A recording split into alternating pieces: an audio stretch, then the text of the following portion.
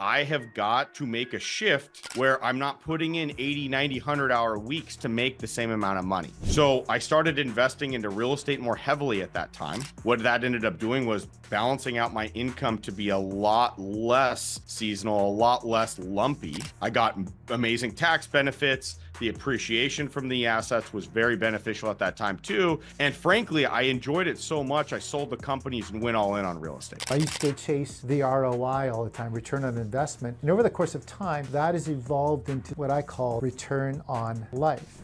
Welcome back, everyone. This is Randy Dyck on the Return on Life podcast. Like I say always, it's not always about the ROI, but we do need an ROI to have an ROL as well. So it's about return on life, and I've got just a really fun guest. We're going to just have so much fun. I know that already because we've been doing a little bit of an intro on our own. But I've got Nic DeAngelo here. He has got some roots in Detroit, but he lives just south of LA in Huntington Beach, which is just, if you've never been there, you got to go there. It's one of my favorite places. Love Huntington Beach. And we're going to be talking about investments and core values of what Nic does with his amazing company called Saint Investment. He's got, gosh, over $200 million in a portfolio, 20 states, 24 projects. It just goes on and on and on. And I love his nickname, by the way, Fixed Income Goat. I love that. Welcome here, Nic. Randy, really great to be here. Yeah, like you said, been great catching up a little beforehand. I love the show and I'm excited to jump into some fun stuff today. Yeah. Hey, well, before we jump into the show, we're talking a little bit of hockey, and you were a Detroit Red Wing fan, but you're now what, a Duck fan? Is that what I hear? I am. I am. We've bet a lot. So I have a lot of family in Detroit. I love them dearly. And I was a Red Wings fan before there were the Mighty Ducks of Anaheim, or now the Ducks of Anaheim. So I love both teams. We've bet a lot of steak dinners on who's going to win in the playoffs between the two. There's been a lot of good rivalries. So I'm a diehard, but my heart is split both directions, and I want both to win. That's awesome. Fantastic. And you play the game as well. I did 20 years of hockey, played in California. So it's a big state, a lot of competition. You just wouldn't think that, right? When the average No. temperatures in the 70s, you wouldn't think hockey be top of the list, but the sport's blown up in Southern California over the last couple decades. And man, I still love the sport. I still miss it. I got 3 boys under 5 years old, so I'm Mm. shoving them all at the sport, and I can't wait for them to be lacing up and getting out there regularly. Oh man, you got a busy life. Being a hockey dad with 3 boys, can only imagine. Can only Yeah. imagine. Oh Hey, yeah. tell us a little bit about your company and what you do and how return on life fits into that. I love the topic of your podcast because it hits very close to home. It was something that came out of soul searching on my end, really, kind of how Saint Investment came together. My earliest roots, my earliest family, just being around entrepreneurial mindsets and thought processes and having big questions asked of why you do certain things, why you invest time into certain things. And so I was blessed to have that wisdom from my dad, from uncles, from grandfathers, right? All that said is my big shift and my big question of, return on life, if you want to think about kind of that exact moment, that aha moment, was I was running multiple companies. I was making a lot of money, right? We were very successful, huge margins, gigantic team, lots of stress, 80, 90, 100-hour weeks, right? Most nights only sleeping maybe 4 or 5 hours max. Those were good nights, working 7 hours, 7 days a week, but making a lot of money, right? The issue was the company was lumpy. So we were making just hand over fist money, and then it wasn't as fruitful, and then hand over fist, and it was kind of seasonal in that regard. And what I realized was that I was going to lose my mind. That was number one. I was losing my health. That was clear. My Mm. relationships were out the window, right? So friends and family were pretty much, I was completely disconnected from. And even my romantic relationship, which was kind of one of the closest to me at that time, was completely on the rocks. And I analyzed my life top to bottom, and I said, I have got to make a shift where I'm not putting in 80, 90, 100-hour weeks to make the same amount of money. I need to shift. So I started investing into real estate more heavily at that time. What that ended up doing was balancing out my income to be a lot less seasonal, a lot less lumpy. I got amazing tax benefits. The appreciation from the assets was very beneficial at that time too. And frankly, I enjoyed it so much, I sold the companies and went all in on real estate. So Wow. that was the big shift at that time. Was it was such an aha moment that you could be somewhat more balanced in life. And again, when we're in deal season at Saint Investment Group, and when we're focusing on acquisitions and it's time to buy, and it's that timing, I'm still working big hours, right? But the difference is that's like a sprint instead of an ongoing marathon forever for the rest of my life. And that shift for me and understanding was really put real estate on a pedestal in my life in a big way. And we've been doing that ever since. Hmm. You've just made me think of an incredible book called Shine by Gino Wickman. And I don't know if you've read that book. Have you read I, that ha- book? I have not. I've read a huge amount of books. So I'm actually making a note because I'm a book geek. I gotta read good stuff that's recommended. So I'm making a note now. Okay. Well, one of the things that Gino talks about is the true self, but the true self also plans out 10 years in advance. And the pace that you're on, there's probably no way that you could have lived another 10 years, like 100 hours a week. I thought I pulled some big hours in my time, but that's insane hours. And he just talks about, you know, thinking out 10 years and then reverse engineering the 10 years, which is really what you're doing with Saint Investment as well for the likes of your clients. Your Absolutely. so your clients, let's talk a little bit about your clients because I think this is Sure. really important because for the listener, like who is this for? And let's just dive into who you serve and help and the mindset of those people as well, because they are also, I'm sure, looking at return on investment, but also trying to create return on life. Absolutely. So early on in X amount of years ago, we were focused on the standard syndication model, which for those not familiar is we raise money from investors on one side, we purchase a fixed address, fixed set of addresses in some cases, and we add, so it's one property typically, and we add value to that property over a period of time, let's say 5 years on average, and then we sell at the end. We split profits between the investors and ourselves who manage the deal. We're the sponsors, and then we go on to the next deal, right? So Mhm. we've done, about 20 something of those, about 24 of those, right? Very successful, very above average returns. We're very proud of those results. But you asked the right question, Randy, which is what's the return on life for our investors? So towards the end of those 24 deals, we started seeing something very interesting, and it was a shift massively in the mindsets from our investors.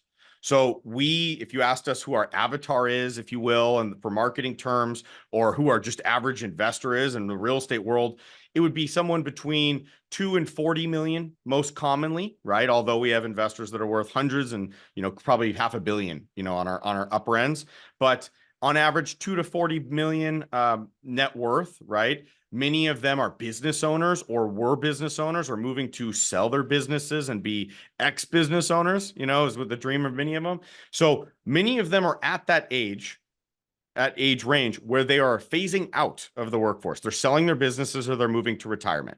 And with that shift, what we saw was even though we could throw around amazing returns previously, our average IRR was 35.5% on deals. Wow. So something to be very proud of. That's not what they wanted. They didn't want a 5 to 7 year deal anymore, right? Mm. Because having a discussion with, let's say, a 75-year-old about a 5 to 7 year time horizon, that individual does not have the same interest as, say, a 45-year-old about a 5 to 7 year time horizon. So that's one. Two is the returns. While I used to brag about our 35.5%, and I still do today, I'm still very proud of that. That said, that's actually scarier for somebody towards the tail end of a career or in a retirement phase because they go, well, what risk is associated with that? And I can tell that individual we've never lost an investor money. We've never not returned capital. We've never paid late. I can tell them all that, but they understand at the core of the investment that we are there to boost returns as high as possible. right? That is the goal of a syndication. So that was no longer the interest of most of our investor base. So what we found was they were looking for dependability, stability, trust, conservatism, consistent cash flow. So, it's a kind of more of a joke and a kind of a tongue-in-cheek thing, the fixed income goat, right? But the reality is we've shifted our model to go along with what our very sophisticated, very smart investors were looking for. So what we did instead was we said, we worked it all from backwards, and we said, what is the most rock solid asset class in the United States? Again, we're based in the US. What's the most rock solid asset class in the United States? And what we found was that single family mortgages in the United States have the absolute most compelling case study for rock solid performance over the next 20 years. That's why we leaned into that. That's why we've been investing in single family mortgages and put together our Saint fixed income fund, right? It's called the Saint Income and Growth Fund, right? And so that fund pays great returns between 12 to 14% on the high end. And it gives our investors what they really have been asking for, which is a return that they could depend on month after month and the flexibility to get out in a reasonable time that's not 5, 7, 10 years later. So that with a rock solid asset base. So that's what we do today. That's what we're leaning into. What we found for the return on life, not just the return on on investment, what we found is that produced the best results for our investors, where now instead of getting 4% on bank CDs, they could work with us that we already have a relationship with, we already have trust with, and they could get, triple or even more than what they'd be getting at the bank. It's real estate backed, so they're not stuck in the stock market. Many of them want to get away from that with how frothy and how turbulent things have been in recent years. And so the return on life for our investors, we've seen a huge increase by just doing what they're asking, right? Giving them what they want. And so that's been really rewarding for us as well. I myself haven't found anything better in the industry, for what I'm looking for. So I'm probably, 650,000 in our own fund, right? So I'm a big fan myself. So that's kind of like an update of where we're at today and a little bit of how we got there. That's really interesting.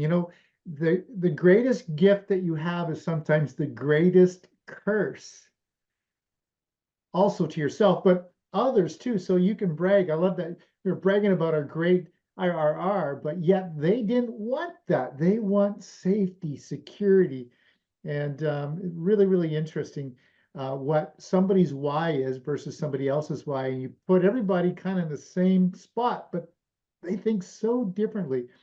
And it's interesting. I do a lot of investment work as well, and I have a lot of investors that I've served over the 30 years I've been selling real estate. And it is funny how that shift happens. And it sometimes happens really, really quick in the investor's mindset, like something comes their way, a crucible moment or something. And it's just like, whoa, they just want to shift almost instantly. Is there something that you have seen that has caused people to all of a sudden want to shift what they're doing? Is it just a slow burn of time? I think it's two things intersecting, right? Okay. So yes, there's an exact moment.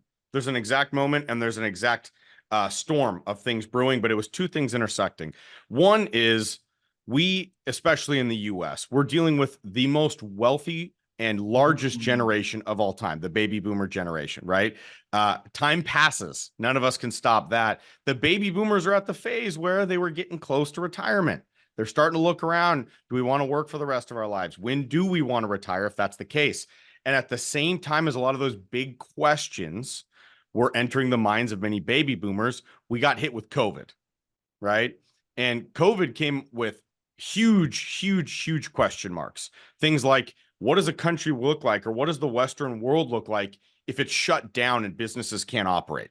Ooh, that's a big question, right? What's the Western world look like if we're printing more money than we've ever printed in the shortest period of time ever, which is unquestionably going to cause inflation at a huge level, right? What do the inflation numbers look like in the future? What do rates look like in the future? How does all this coalesce into a difficult decision for multiple generations, but especially for baby boomers as they're making that tough transition into retirement? So What would the exact moment be? I think it's all those factors hitting each other at once and that kind of crossroads of what that created, right? So on our side, to kind of give you some to paint the bigger picture, those are a lot of the discussions we have with investors. Is what's that look like? What's the thesis at Saint Investment Group for things like inflation? What do we bet on rates? What are we seeing in the market, right? And so, we give a lot of that away for free just to get out ahead of it and say, hey, it's all for free. We're doing the research anyway. Check out what we're doing, right? But that's to answer the question. It's that intersection of those two. And in the post-COVID world, we're in a completely different place. Top to bottom, different economy, different structure. In the US, there's all this talk about what happens to the US dollar, what happens to inflation, the Federal Reserve, political questions. And so all that coming together created such a huge sense of unsteadiness, especially for a generation moving into retirement where their income's not going to be what it once was. So conservatism we've seen has financial conservatism. I won't talk about politics. I'm not qualified on that topic. But financial conservatism has come to the forefront of most of our investors' minds, making sure they have long-term thinking, that they can cover them the rest of their lives, that their income's locked in with investments and assets that are rock solid for a long period. There's such a shift. Thank you for making that so easy to understand, so clear. You do such a good job of that. I've just found that so many have gone from offense to defense, which is what you just shared. Like, let's get more, let's get more, let's get more. And now they're actually pulling back and saying, no, conservatively, I just want to pull back and I want to make it really, really safe. Things that are really at the forefront of everything right now, and there's some things that you shared with me earlier, which is the greatest wealth transfer coming up. Like it's happening already with the baby boomers and so forth, that huge, huge wealth transfer. What do you see in your clients? Are they afraid of that transfer to whoever it is, or are they excited about the transfer? So we've spent huge amounts of time researching this because we have our study of one, right? We're one company and we have all our investors and we have these discussions, but we're in a unique position to have this ongoing discussion with a select group of people, kind of what I mentioned earlier with that net worth range and age range. And then there's the broader discussion across the economy. So I'll give you both of what we're seeing and what we've researched. The greatest transfer of wealth, in essence, that's happening right now is the baby boomer generation, the largest generation, like we talked about, and the most wealthy passing away. And what happens to that huge chunk of wealth being sprinkled throughout the next generations, the following generations. There's two schools of thought. And by the way, the number 72 trillion today. Okay. 72 trillion that will be entering the system over the next 20 years. So that is a huge change in the economic landscape, particularly in the US. That's just a US based number, right? So a lot of our data is US based. That said, there's two schools of thought on how the baby boomers will spend their money. One is, and this is less common, this isn't the conversation we have as much. One school of thought on how baby boomers will spend their money is, I'm not sitting and coach for my kids to sit in first class. Okay. That's the mindset. It's spend it if you got it, but time it so that you never have to worry the rest of your life. So enjoy the money. You worked hard your whole life. Enjoy it, right? So that contingent of the baby boomer generation, and I have no moral qualms with either one, right? For me, I know which camp I fit in. I have more of a legacy play. I want my kids to, do certain things and be involved in certain things. But I have friends that are very wealthy, very successful. They're saying, I earned the money. I want to spend it. My kids can figure it out for themselves. And, they need to shoulder that. And I think that's very fair. That contingent that wants to spend their net worth, which is a big portion of the 72 trillion, will be driving consumerism and be driving the consumer numbers significantly. They'll be driving the economy with trillions of dollars without regard for how they're going to save it and what they're going to do more than beyond a 20-year window or so. So they're going to be spending a lot. That's a huge driver of the economy on the consumer side. That's widely a good thing, that's just not all being concentrated in certain areas. Now, the other half of that contingent is a bigger group that we speak with. So at Saint, we're a lot of our discussions are legacy plays, our beneficiary documents, for instance, when someone passes away, who inherits the investment, how does that work? I mean, it's like freaking 14 pages because it has to cover all these new considerations all the time. So we work with that group much more intensely. And the thought is from that generation is that, hey, I worked my whole life. I want my kids and my grandkids and my great grandkids in many cases to have opportunities and put that money to good use. So with our income fund and our model, that works really well with that mindset, right? Others that want to spend it all, we're saying, hey, God bless, keep that economy rolling, baby, right? But those that want a more multi-generational play, we're providing fixed income, right? We're trying to give them that product, that tool of their portfolio, where they know that if they put a certain amount of money, they're going to get a certain result, and that whether it's their generation, their kids' generation, et cetera, basic needs are met.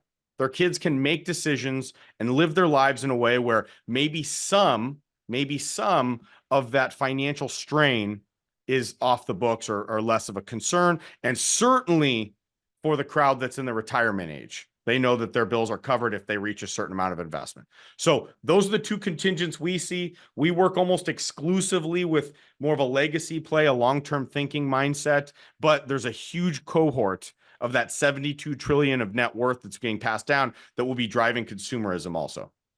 That's a bit of a concern to me. I mean, I love the legacy play because legacy builds things, which, we need to build our countries to be substantial and stronger and be able to handle things. And we need to let the people that are coming behind have opportunity.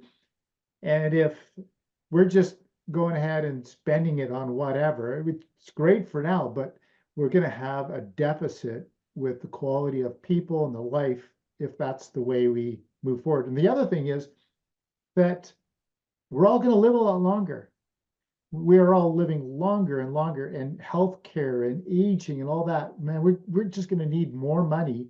So this is where, investing is so important, to have that continuous, consistent, long-term passive income to sustain us as we age. So really, really important stuff there. The other question is taxation. I mean, we're broke. The governments, the countries, they're all broke, and they can only get the money from how? One source, that's taxation. And that is a bit of a scarier thought too. How are you helping your clients with taxation? That's a fantastic question. So I have the same concern, right? And real estate historically has been this massive, massive, massive tax shelter and tax strategy, right? To remove tax drag that so many people, especially the high net worth or the high earners, experience. So on our side, we can only check so many boxes at one time, candidly, just to shoot 100% straight with you. We have to choose the boxes that we check.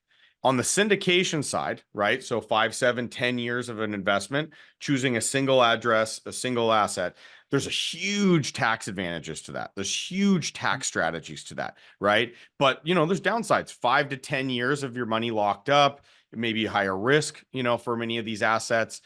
You really have to dig into certain fundamentals of a certain address, a certain market. So we're on the other side of that. We don't have the same tax advantages as others, but we have things like a higher fixed income that they can expect. So it's a balance of that. So what we often do when we get that question with investors, we still want them to have the tax advantages. We work all the time with other syndicators that we say, hey, look, we invest or co-invest or partner on deals all the time with other operators. We're the fixed income guys, not really the tax efficiency guys. We're the fixed income guys that are going to have a lot of flexibility and a lot of high income or high return on that. But the tax side is kind of a different beast. And because we invest primarily in mortgages, there's not that built-in tax shelter like you have with properties in this case. So we have a few places that we connect people. I personally invest with, like quote unquote competitors, right? It's more like co-opetition rather than competition in real estate. But I invest with competitors all the time for the same reason, to get tax benefits. So we don't have that component built in. Between you and I, we have some game plans probably in the next 18 months or so to be offering that to our investors. But right now, we're just really focused on being the best fixed income product in the market that's based on real estate. Great. So with that in mind, things are always evolving, changing. Inflation is one of those things that has really been pressing a lot of decision making and so forth. Is there another concept, another avenue, another vehicle that you think will supersede what you're doing today, which is in mortgage, investing in mortgages? Is there something that you foresee coming that could be even better? Oof, good question. So how you want me to give you my top three? Sure, yeah. Yeah, because we spent a lot of time on this data. So this is a question we're extremely organized for. Hmm. So the question being, if we weren't going to choose mortgages, what will we choose? What do we see as another rising star long-term investment? So I'll give you my top three. Okay. Still, mortgages, absolutely without question, are my favorite investment vehicle today. I think they're the best all around. I think they're the most stable, most predictable. Really, the government protects a huge amount of mortgages, especially in the US. It has its kind of like arm around the mortgage industry because they don't want to see a 2008 crisis all over again. Hmm. So I am so partial and so biased to the mortgage industry. Number two is industrial real estate. Okay. For a few factors. One is I think it's the best growth opportunity that we're going to see in the next decade. Okay. Let me give the reasons for that because it's more nuanced, it's more large scale, it's more geopolitical. Hmm. China has a lot of issues, and I've had entire webinars that we've done on this. So I won't drill down on I won't spend too much time on a 2-hour webinar topic, but let's just say this. Inflation has affected them too, especially wage inflation, right? I believe the most recent statistic is that wages have increased 15x since the year 2000 in China. Hmm. So they were a country that was built on the fact that they have a massive population of low wage labor, right? So they did two things. They solved it two different ways. One is they said, how do we use this in a beneficial way? They put those individuals in factories. They sold the world cheap goods en masse, huge product, huge benefit to the geopolitical structure at that time. The other side is they had the one child policy. Those two things cannot coexist. Speed that up 40, 50 years. Their population has reduced massively and their labor cost has gone up dramatically. Now, especially in the US, we are leaning on Mexico. That Hmm. really kind of looks like the future of US manufacturing. I'm positive that our neighbors to the north, the amazing Canadians, have a lot of that impact as well because Mexico, frankly, today is net about 2 to 3x cheaper than China. Also, we don't have to wait, right? We're all the North Americans, right? It's you ship up, you ship down, but most of that's rail or car or truck, right? That's not shipping container 60 to 90 days. So I bet industrial for those reasons is because industrial, whether it's located in the southern US, the northern Mexican border, etc., you now take shipments on boat out of the equation. The timing is so condensed. You get to use North American technology, which is about, I think the last number is about 3 to 4 times more efficient and just in different practices and technology, etc. All in all, industrial, especially warehousing, third-party logistics, last mile logistics, concrete tilt up, right? 32, 34-foot ceiling heights, about 50 to 150,000 square feet. I think that's the second biggest opportunity and the best growth opportunity. Third, multifamily, without question. Just because governments it's such a supported asset class by governments, right? We have cost of living. I know cost of living is crushing Canadians also, Yeah. right? You guys have tough cost of living in multiple cities. That's, up there with even the highest on the US side. So governments, banks, national banks, are all supporting multifamily with great rates, great support. I mean, not great rates. There's no such thing as great rates right now, but often better rates with often better terms and often better opportunities. Also, I think population growth is steady in the West and in the North American world more so than other parts of the world. So it's not like a reduction in population like many parts of the world, like Europe is seeing. So I think multifamily would absolutely be number three as the best asset classes. Between those top three, that's what we're looking at almost exclusively. Love it. You nailed it. From my perspective, you absolutely nailed it. Mortgages and the industrial piece, like you said, last mile, it's the new retail. You know, Absolutely. We warehousing is gobbled the it new up, right? retail. Absolutely. And multifamily, of course, we're creating a world of tenants, not a world of property owners anymore. And that's just where it's at. And then, of course, the mortgages really work well into multifamily, where private mortgage money can really build that up and bring up the mezzanine financing and so forth. Gonna say a statement, and I'm interested to see how you respond to it. Calcification of government. And what I mean by calcification of government is it's almost like governments are in cardiac arrest and the arteries are being plugged. Every government at every level seems to have bottlenecks that just can't get stuff done. And it's just the age of government and its calcification of all of their resources, their tools, their lanes of getting stuff done is just about at a standstill, it seems like. And I bring up this question because I interviewed somebody out of Spain where the government was incorporated or new institution of government in 1978. And he was saying how easy it is to do business in Spain. And I said, well, why is that? He says, well, it's the lack of calcification in the Mm. system. Um, I'm up here in Canada. I'm just blown away. I can buy a piece of incredible dirt that's already zoned, ready to go.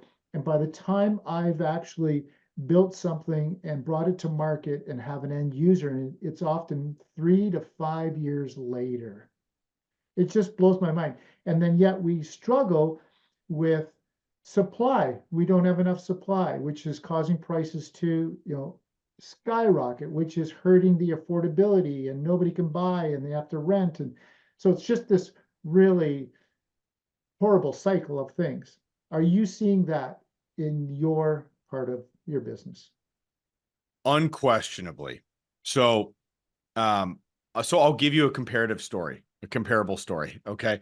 Uh, we we've operated 24 deals in 6 asset classes and have done development projects. We've done entitlement projects. We've done massive utility overhauls. We've done environmental cleanups.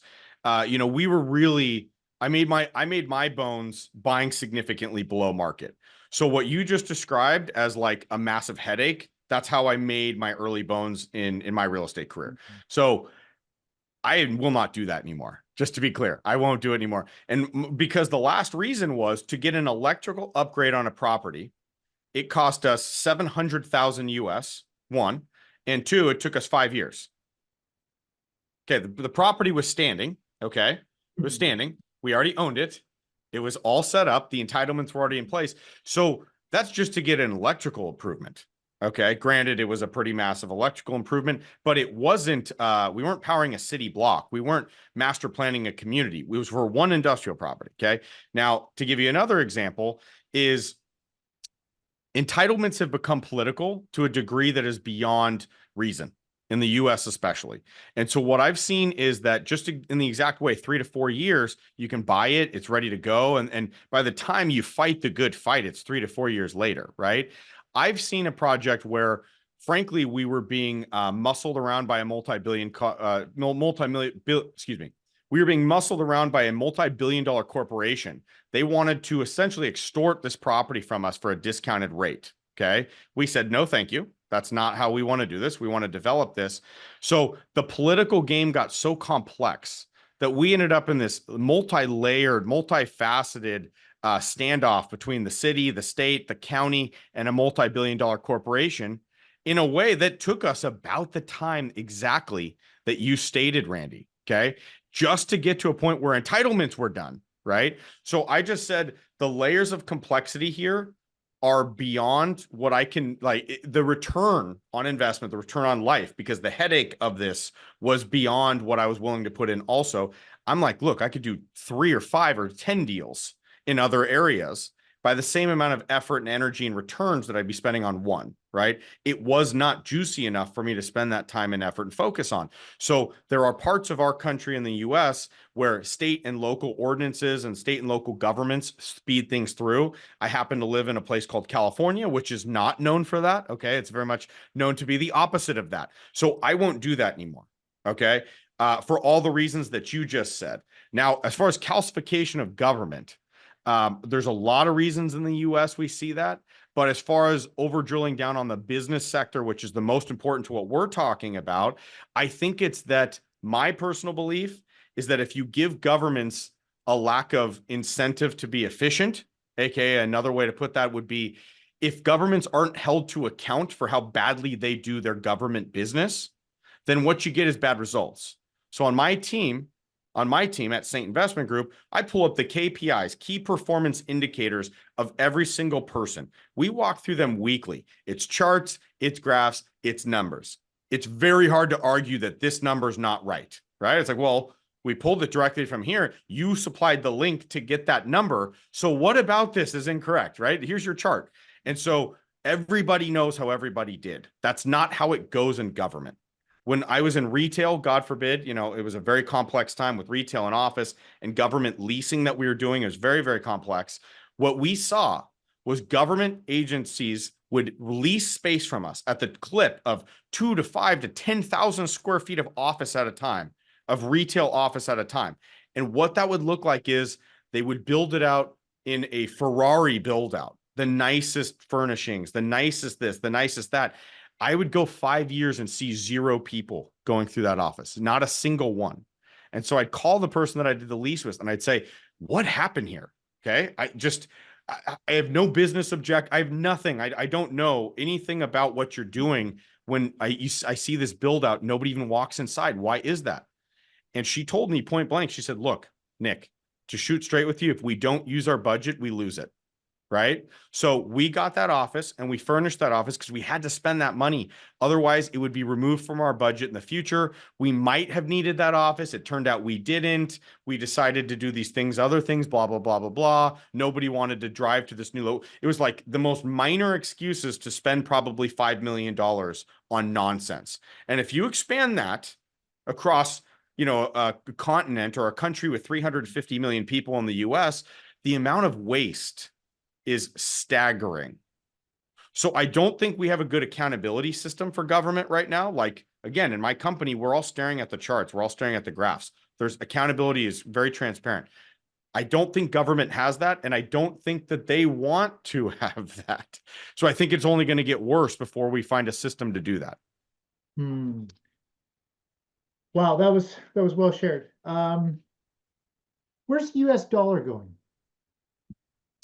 So the US dollar, let's see, I even have my, here we go. Where is it? Where is it? There we go. It's over there. There we go. I got my US dollar. That was the first dollar I ever made, by the way, on the entrepreneurial side. So very proud of that. But the US dollar has been in the news a lot lately as far as are we losing the US dollar? Is Saudi Arabia going to go on, the yen or renminbi or even euro or whatever? The fact of the matter is, the US dollar, we're far off the gold standard. We're very far off the gold standard these days.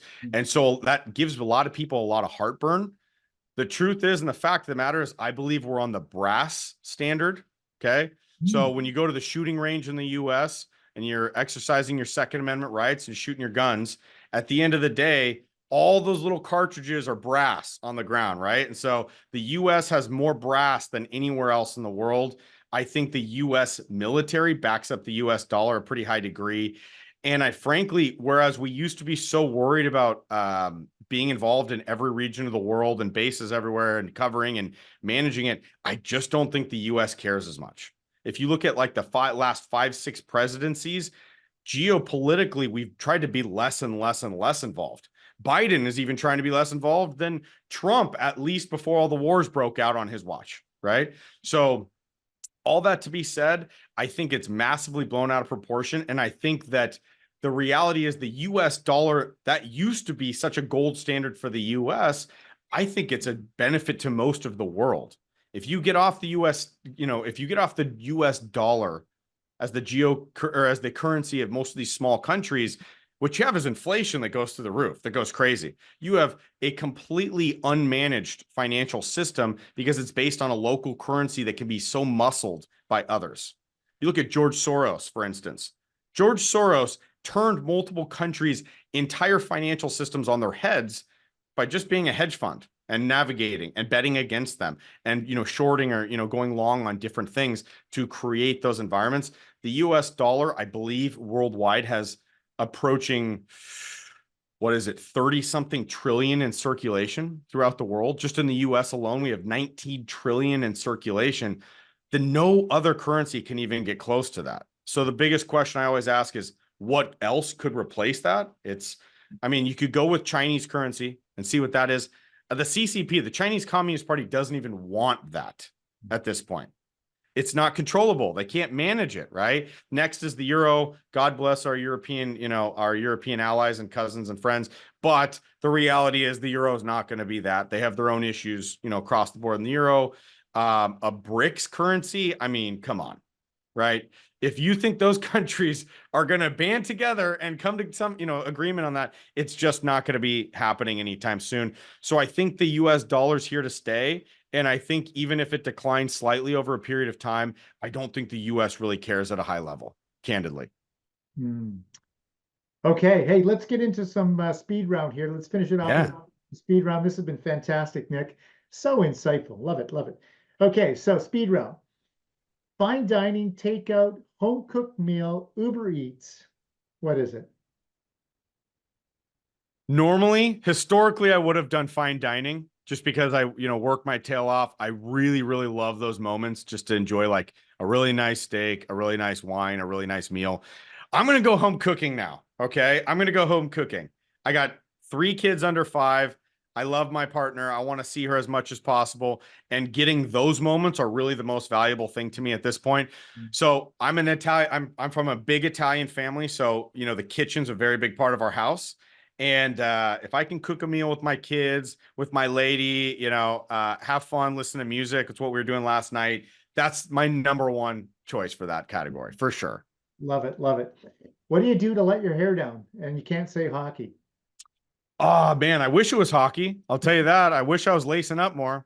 But yeah, I'm focused these days. I'm focused these days. So the 2 things I do, most importantly for myself, my own hobbies, I power lift. I try to lift really heavy things up and set them back down without hurting myself. And then I try to fight. So I get out there and I do a lot of jujitsu. As far as games go, I geek out on chess. I just think it's such a complex, ultimate, one-on-one player versus player type game. But the most fun I have is going to be seeing new things, doing new things. I like experiencing, learning, and doing all that. Right now, it's a lot of time with the kids and then the other health stuff and game stuff I'm into. Nice. Favorite band or favorite song? Ooh. My Way by Frank Sinatra. Absolutely. Oh, wow. Wasn't expecting that. Nice. I love it. I know probably every word to every Frank Sinatra song. So Wow. a weird dorky. That's that Detroit. It's exactly what it is, by the way. That's yeah. Do you prefer text, talk, telephone, or in person? Um, I prefer in person. Okay. The more important it is, the more in person I like it. So it's either in person or text for me. Okay. Text, 98% of things can get done, but if it's important, I want to see someone eye to eye. Okay. I know you like to read books. Audible or hardcover? Okay.